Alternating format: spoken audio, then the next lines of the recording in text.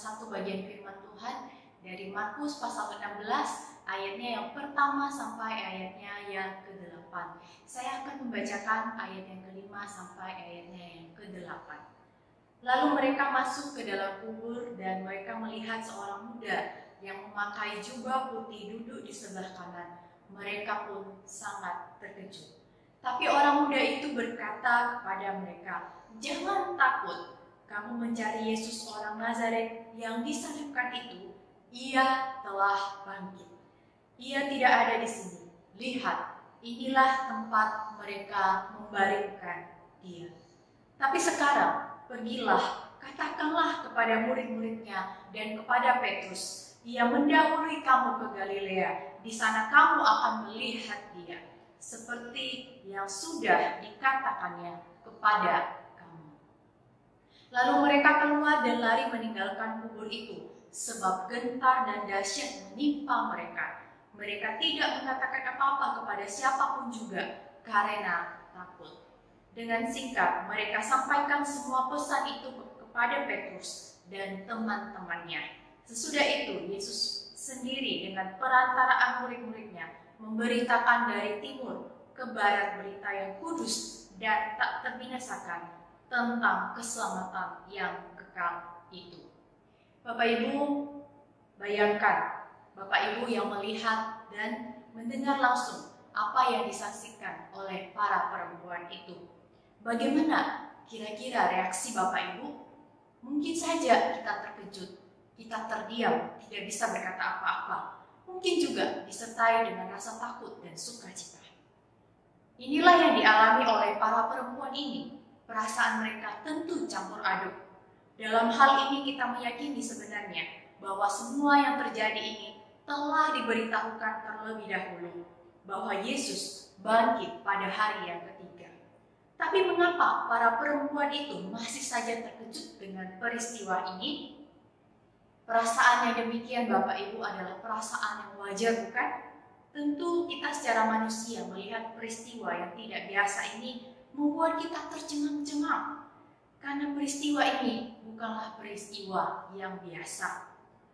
Namun di dalam situasi ini Bapak Ibu, firman Tuhan itu datang kepada mereka yang disampaikan oleh seorang muda atau dalam hal ini malaikat Tuhan.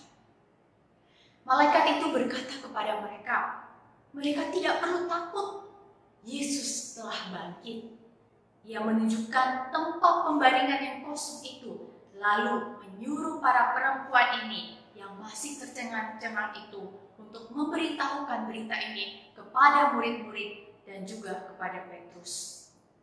Ada hal yang menarik Bapak Ibu di dalam bagian ini, yaitu sikap dari para perempuan ini setelah mendengarkan perintah ini.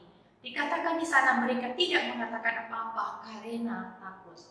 Apakah benar mereka tidak mengatakan apa-apa kepada murid-murid Yesus seperti yang diperintahkan itu? Rasanya ini tidak mungkin Bapak Ibu. Karena di dalam bagian yang lain, misalkan di dalam Injil Matius, Lukas, dan Yohanes, kita membaca bahwa mereka memberitakan tentang perintah yang disampaikan oleh malaikat itu. Mereka berlari cepat-cepat untuk memberitahukan kepada murid-murid Yesus bahwa ia telah bangkit. Dan kita lihat keterangan selanjutnya di ayat 8 di bagian akhir. Di sana juga dikatakan mereka menyampaikan pesan malaikat itu kepada Petrus dan murid-muridnya. Ada alasan tertentu mengapa Markus memberikan warna lain di dalam bagian ini. Tapi yang pasti para perempuan itu menyampaikan pesan yang telah mereka dengarkan.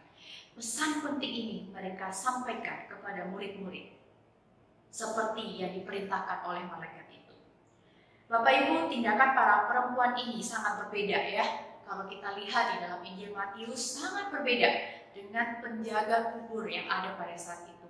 Sekalipun mereka menyaksikan peristiwa yang sama, yaitu kebangkitan Yesus, mereka juga mengalami perasaan yang sama, yaitu takut. Tapi mereka, para penjaga kubur itu, tidak menjadi saksi kebenaran itu. Justru mereka memberitakan, menciptakan hoax dan disebarkan. Bapak Ibu, bagaimana merespon fakta kebangkitan Kristus? Apakah kita meresponnya dengan iman? atau kita terus-menerus tinggal di dalam perasaan takut yang berlebihan, sehingga kita lalai terhadap tugas kita untuk memberitakan berita sukacita ini.